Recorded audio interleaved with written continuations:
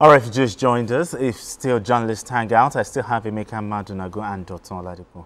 All right, let's move straight to our final conversation. Now, the rise of innovative technology in tackling crime is finally taking hold in Nigeria, as the federal government inaugurated a state-of-the-art smart police station in Kantampe in Abuja.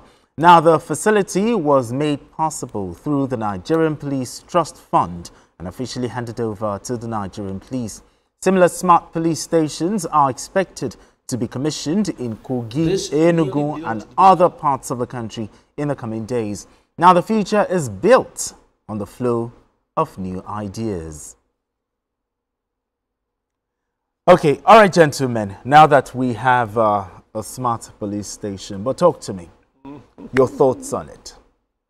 It's a good idea. You think it will bring, an efficient police, effective policing? It's not going to, that's not what will bring effective policing. But at least we have something that paints us to the outside world as if we have a modern police, as if we have a modern police. Oh. Believe me, because when we go to other countries and we see their police stations, we see their vehicles, we see how smartly dressed these people are, we are impressed. So this will also give us a sense of belonging. But the big questions we have been asking are two. Number one, maintenance. Okay. And then number two, the personnel. Oh, because maintenance and also like the personnel. they say, I'm sorry, this is heavy, but no matter what you try, for those of them who are in the force who decide to be the pig, even if you rope them properly, they're still going to go into the mud. Your thoughts on this? Not all of them. Yeah, for me, yes, we have to, move up, we have to move with the time. This is 21st century. We should do things, with that forward-looking idea, in mind. But again, you need people who are ready to work in the 21st century, because artificial intelligence is, this disrupting things. In the next 5 years, we are going, the way we live, a lot of things are going to change about the way we live generally. Okay. So I would also suggest, along with this, they should put body cameras, body cams on all those policemen who stay at checkpoints. All those policemen. I saw one video of two policemen beating a lady on her knees and on her body. Beating, if they had body cams, let them do that so that it will be seen in this, at the command center. All right. And then look at the one that happened in Ibadan today. A small boy going for us. Policemen were running after Yahoo boys and were shooting in a busy area like Alakia in Ibadan. And look at the tragedy that happened. So let them put body cams. Let the police go further. Because accountability is one problem we have in this country. Absolutely. People don't want to be accountable. They just want, leave me. Make sure they do the work as I fit. All right, gentlemen. All right, gentlemen. Now, let's move this conversation further. Joining us from our Abuja studio for in-depth discussion on this issue is the Executive Secretary of the Nigerian Police Trust Fund, Mohammed Sheudu. Thank you so much for joining us, Mohammed Sheudu. Thank you very much. I'm happy to be here, Benga. All right, let's begin the conversation this way. We now have a smart police station, at least in Abuja. Yes, other states still coming up. Talk to me. What does this entail? And also, what's the vision behind it? This is basically we're trying to move our policing to a 21st century modern policing in the country. And we looked at it as one of the imperative things is how we could modernize our police stations, because they have to be people friendly. One of the constitutional rights of the police, except from public safety, is also assistance to the public.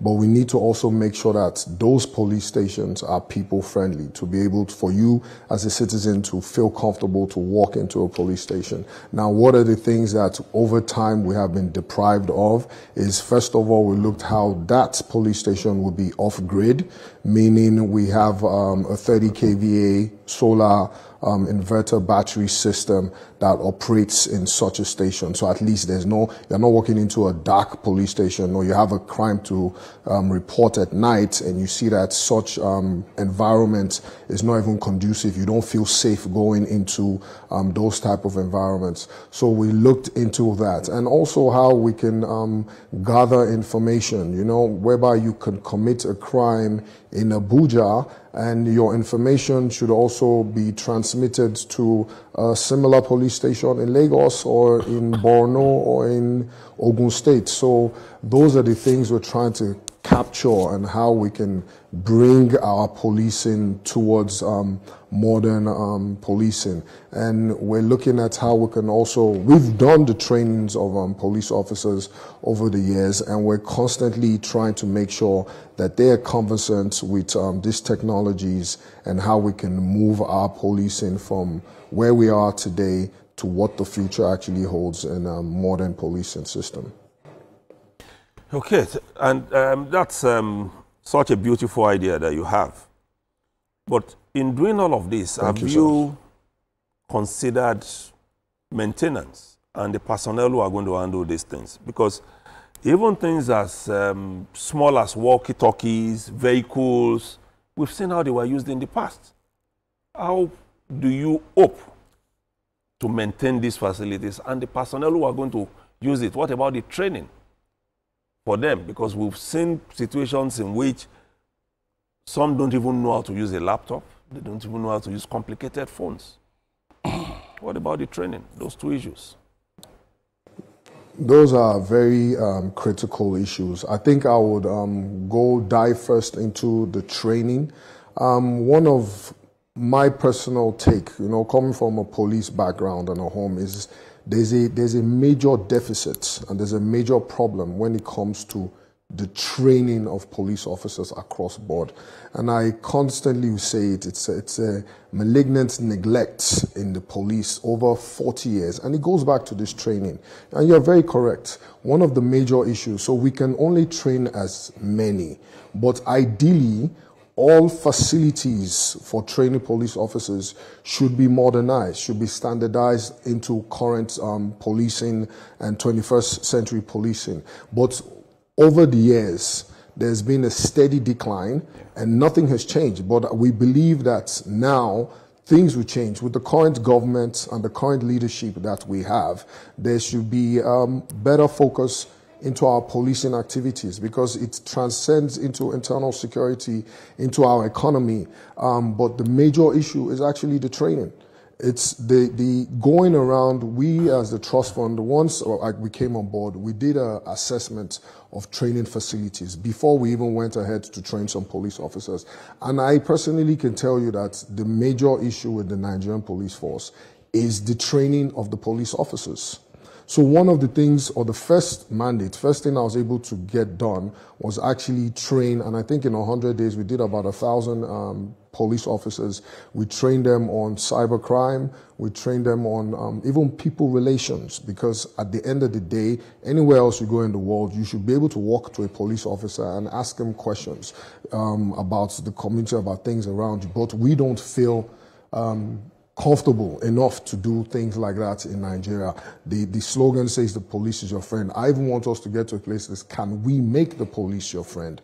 The training facilities are a major issue.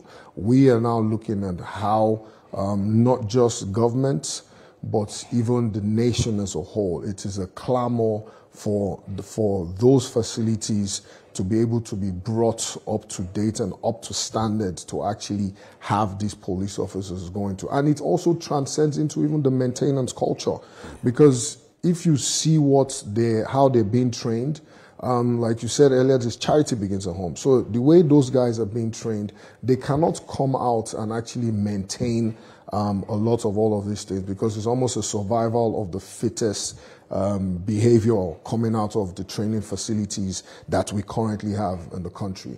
We need to actually address that. And it's not just the government, but the nation as a whole. It is all hands on deck when it actually comes to our policing, because our policing is the internal security.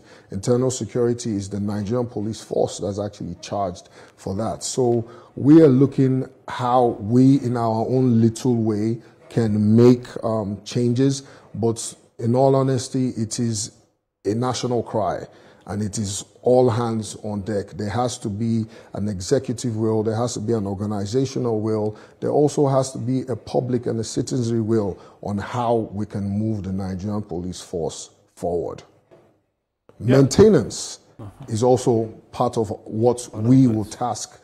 We brought that police station to a community that does not have a police presence. So what we've actually done now is actually bring the police closer to that community. And it was also a charge to the community themselves, because that facility is not just for the police, it's also for that community. It's also for the people of Pape. Everywhere we are going to locate, everywhere a police station is located, it's not just the police that owns that property. That community owns that property. They are human beings, they are citizens, they are Nigerians that man these places. So we are also looking at not just what we can provide, but also what the community, these facilities are situated, can also provide. Yeah, thank you. Will we see things like maybe body cams for policemen, and then improved salary welfare packages for these policemen? Because a lot of times these things are provided as justification for some of the things, you know, some of the unacceptable conduct of policemen. And then again, you talked about the training.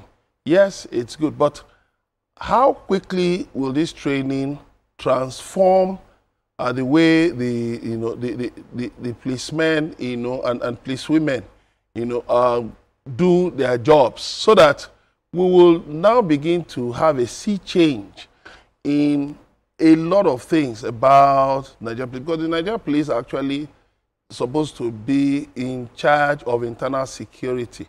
So, and we want to see a lot more about that. And then things like, you know, suspects, you know, taking statements electronically. You know, these are things that are happening around the world. Changes, you know, bring about changes, so that you can also change the orientation of the people and make the police more efficient. Thank you. Thank you very much. You're very correct, and I believe we are getting, we for the first time in over 40 years are actually getting to that place whereby, and I say again, the leadership does matter. We are coming from a very militarized mindset in this country, and that's just the honest truth. We've come from military regimes to the point of whereby militaries have come over to lead, and there's always been a clash between the police and the military. And in that, that's why I said there's been a neglect in the one organization that is in charge of internal security.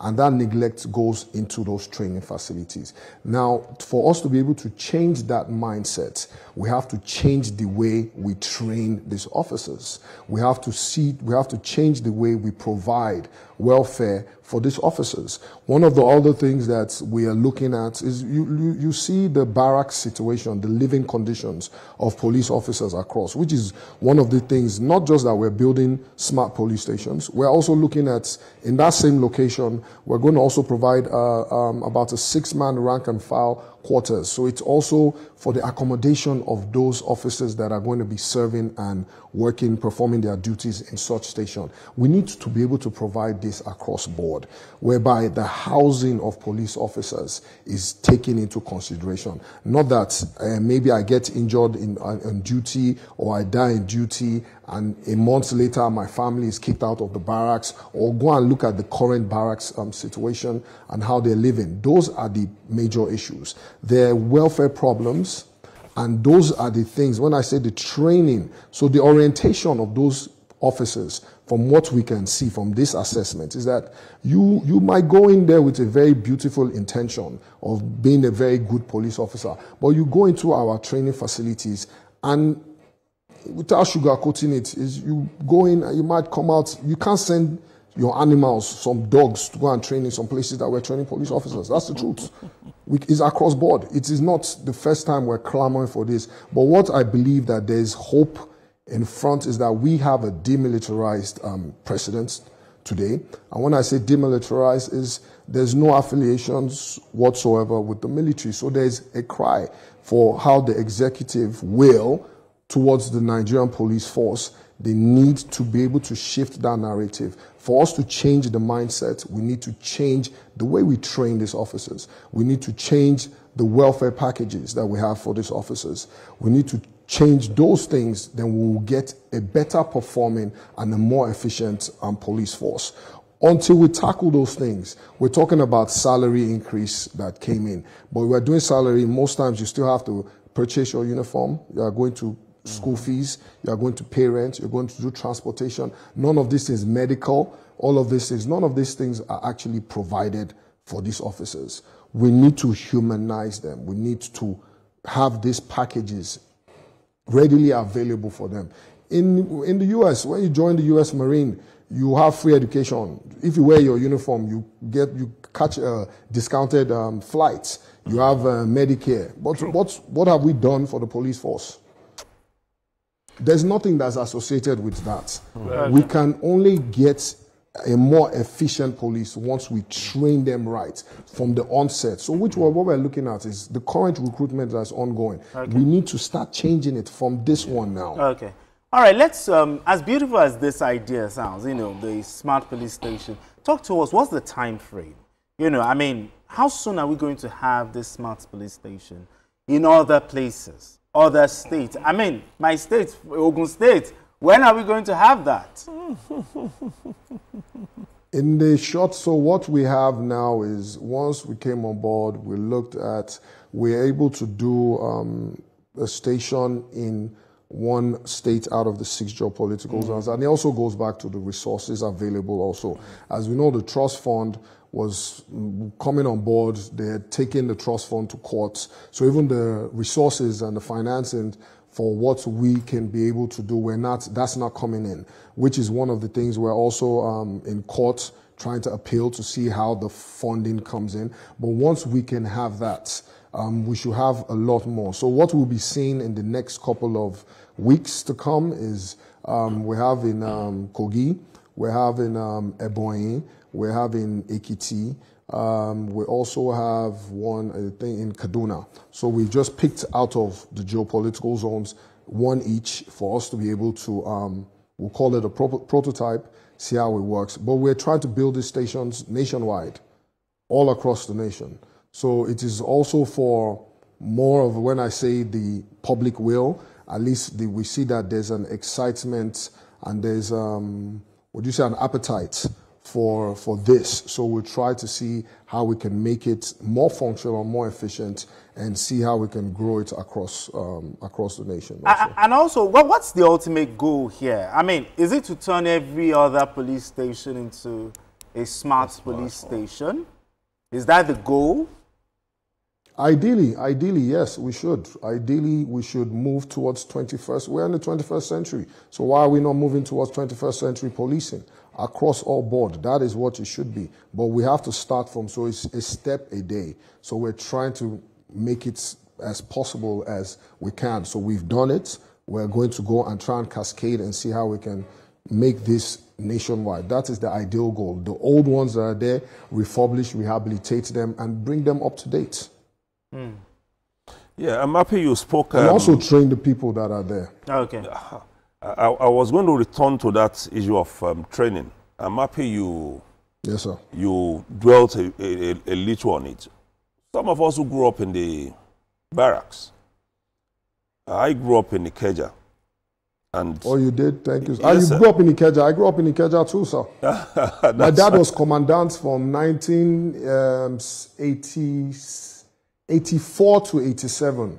Police College, Ikeja. Ikeja, okay. I had left. And then. in all honesty, what pained me was once I was appointed Executive Secretary of Police Trust Fund in June last year, before I resumed the office, I took a trip to Lagos and I went to see the CP then, and I went into police college and I almost started crying because I knew what the police college looked like growing up.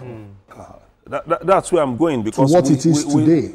We saw specialists then in those training colleges, mechanics. At some point, I knew that the driver to the president was a policeman because of the training in driving. We've lost all of that. Very correct. Are you going to look into that? It's not really your business, but if you have some funding, are you going to help to return to a situation where even the policemen are specialists who can maintain this smart police station? Because it's important that they get the required training. Look at most of the vehicles policemen are driving around. They are rickety, bad. And those were things that were being fixed in those colleges. And also to add to that, because our time is fast spent, let's talk about funding. I mean, where are you going to be looking at in raising funding? Apart from government funding, are you going to be collaborating with international private persons, or, you know, or locally? How are you going to raise funds? That's key here. And then another thing I just want to quickly add, corruption. Okay. How are you going to so I guess ensure that you're trying to answer all of that. Does not creep in? Yes, these people don't even take the old things here. You have the floor, like the please. police pension and fund. So I think we'll start with the training facilities that I'm happy you brought that up. We currently, what we've even looked at is we signed an agreement with PCNGI, which was to convert police cars to CNG operated cars because it's cheaper for running. One of the other things we also did was train police officers. And I'm happy you brought this up. We're not trying to reinvent the wheel. Yeah. You are very correct. The police had FTO, that's the Force Transport Office, with drivers and mechanics. They had people in the works department that were civil engineers, plumbers and electricians. We have even a tailoring department that is in each state. So if we can activate all of these things back, it is already in existence. It's not something we want to bring in newly. We're not trying to reinvent it. We're trying to make sure those places are functional. If they are functional enough for the police, as you have rightfully mentioned, the drivers, they are there, the mechanics will be able to fix their cars, the works and housing, the rehabilitation of all of these buildings we're discussing, police officers, the specialists, will be able to handle these things. It goes to even the uniforms of police officers, making sure they look smart and everything. There's a tailoring department. Even if it is the wives or people that actually handle these things, they can also make small income, small monies from this type of things. Let us reactivate those places. They already have been in existence in the police force. They just died over the years because of the malignant neglect of the Nigerian police force. But if we can reactivate these places, we'll be more functional. Okay. Well, our time is fast spent. I would have loved for you to talk on the funding, but our time is fast spent. We've been speaking to the Executive Secretary, Nigerian Police Trust Fund, Mohammed Shaidu. Thank you so much for joining us on Journalist Hangout. Thank you very much. Appreciate you. But all right. Maybe in just 10 seconds, but after our time is fast spent. I appreciate it. Emeka Madunagu, thank you so much. Appreciate you for coming into the studio to have this conversation with us.